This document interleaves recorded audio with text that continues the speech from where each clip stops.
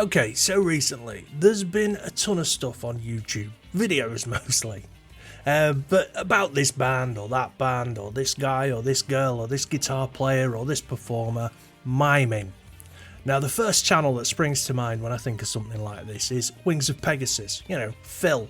If you haven't seen his channel, go and check it out. Outstanding. I mean, go and check it out after you've watched this video, because, you know, watch this one first. And make sure you like and subscribe as well.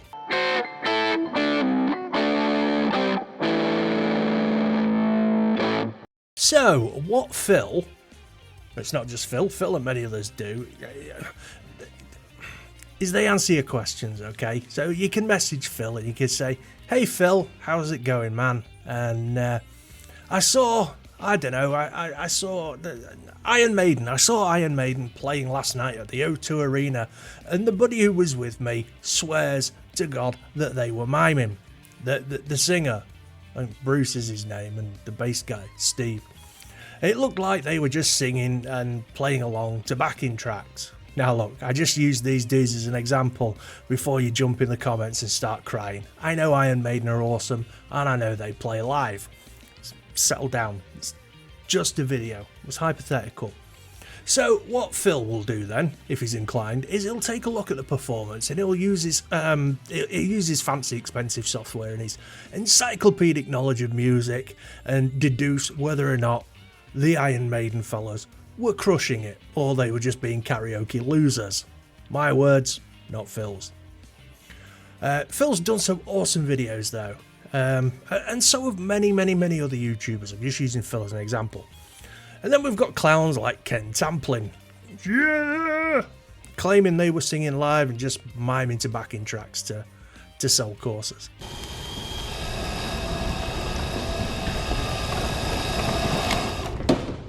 How about new, you crazy Dutch bastard?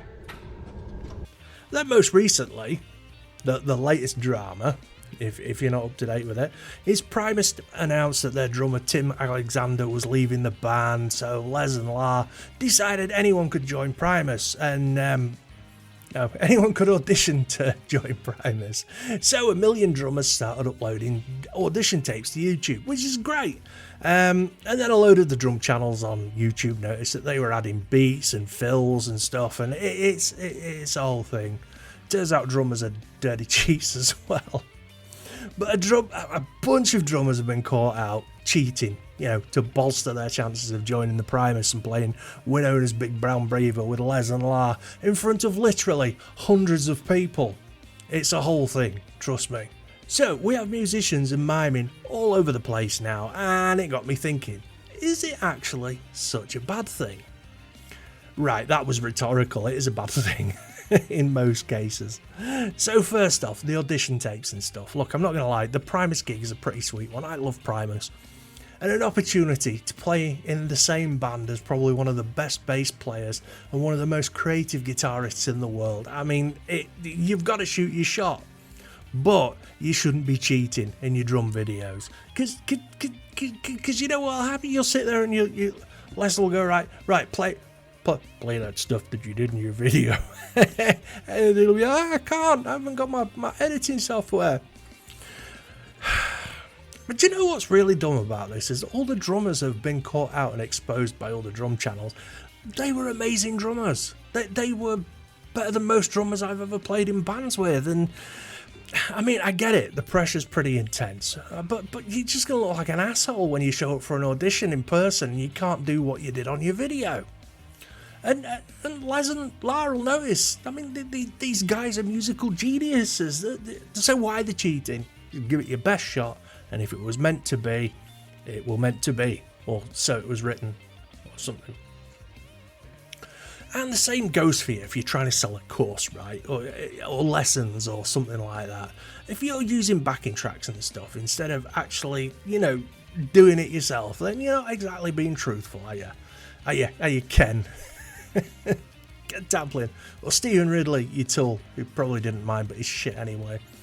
If people are signing up with you on the strength of the adverts, then it's pretty much fraud that you've committed if it wasn't you singing or playing. So no, miming, backing tracks, not cool. Muppets. Now, this is where it gets sticky. Bit of a grey area, live shows.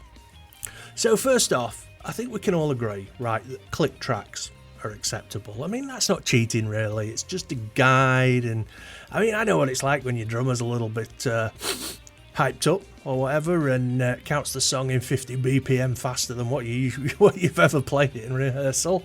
And you're like, calm down, bro. We're not the Ramones.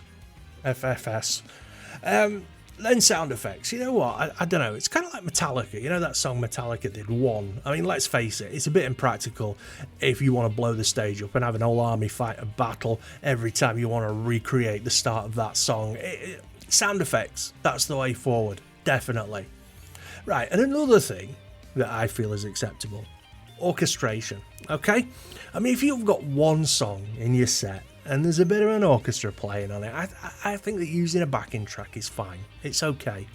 The impracticality of taking a whole orchestra on tour with you to play one 5-minute song, it's not really viable, is it? I mean, you'd need 4 extra tour buses and somebody to carry the timpanis and the double basses. I mean, you'd need 4 extra buses.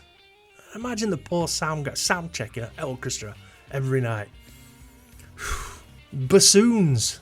How do you sound check a bassoon? Nightmare. Right, so this is where we draw the line. Right, the bass player. The bass player should be playing the bass. I'm sorry, Nicky Six, but you're going to have to go. If you're doing that and the bass is still playing the mime, if you can't play the songs that you've been playing for the last 40 years, then it's time to hang up your guitar, you knob. And drums. They're saying the drummer should be playing live. I mean, the bass and drums are, half of what you actually feel as an audience member at a live gig. You know, the wave of sound washes over you, and you're at a live show and you're connecting with the drummer and the bassist who are locked in. Play your damn instruments.